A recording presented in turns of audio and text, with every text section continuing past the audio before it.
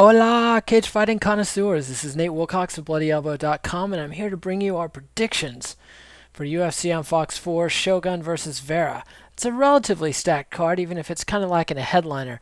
It's definitely the kind of card, the undercard, that you'd love to have seen on recent pay-per-views. We've got Shogun Hua and the headliner against Brandon Vera. That's a light heavyweight clash, and the winner might get a title shot. We've also got Lyoto Machida and Ryan Bader in another. Maybe the winner will get a title shot. Maybe they won't. Light heavyweight bout.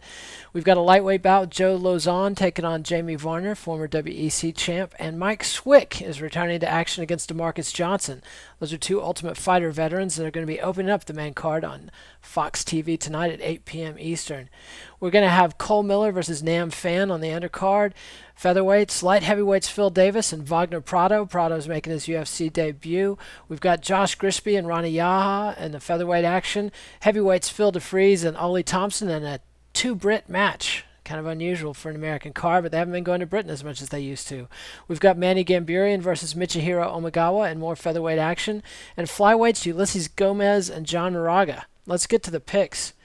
I'm going to be letting you guys know what the Bloody Elbow staff picked, because my picks aren't as valuable as they used to be since I spent all my time making executive decisions and whatnot. But looks like the Bloody Elbow staff likes Ulysses Gomez a lot in the first match. We had a unanimous. Everybody on the staff picked Gomez. They think that he's going to have a submission edge over Moraga, and they're two ground fighters. I'd have to agree. The next one is Manny Gamburyan versus Michihiro Omagawa. This is a fight that old-time fans like myself are kind of sentimental about, because I'm a fan of both of these guys. Manny Gamburyan, of course, the Ultimate Fighter semifinalist, lost to Nate Diaz in the finals of, I believe it was season 6 in a classic. He was competing at lightweight then. Now he's down to featherweight. Omagawa, of course, was a top star in Japan's Sengoku promotion.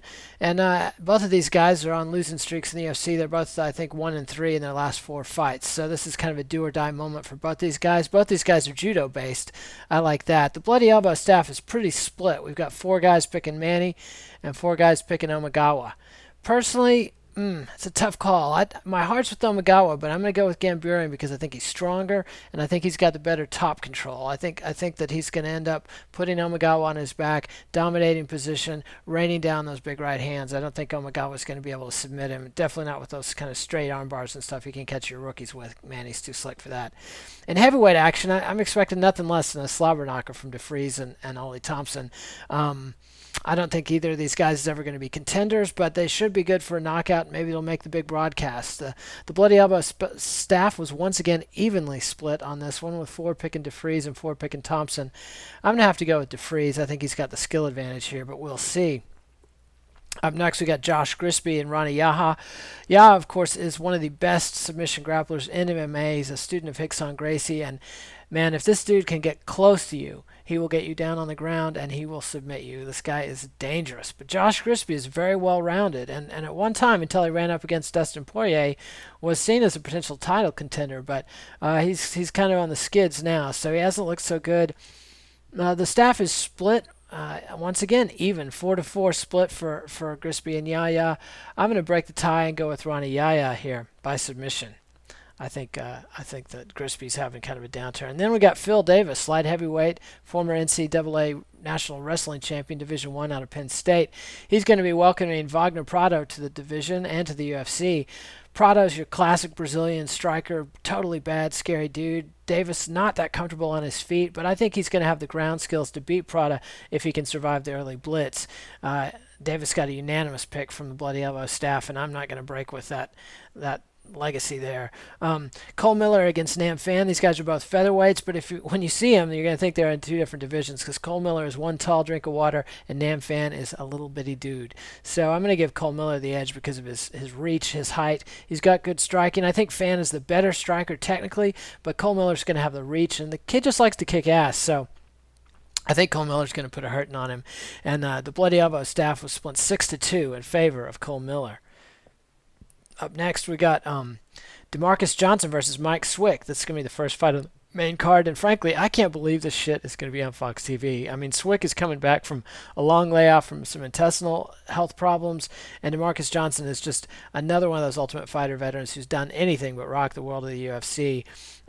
We've got two guys picking Johnson on the staff, and seven people picking Swick. So I'm going to have to go with Swick there, unless he just comes back with nothing left. I think he's too good for Johnson in too many areas. Johnson's kind of a jack of all trades, master of none, and Swick is good on the feet and has good submissions. I have to give the edge to Swick there.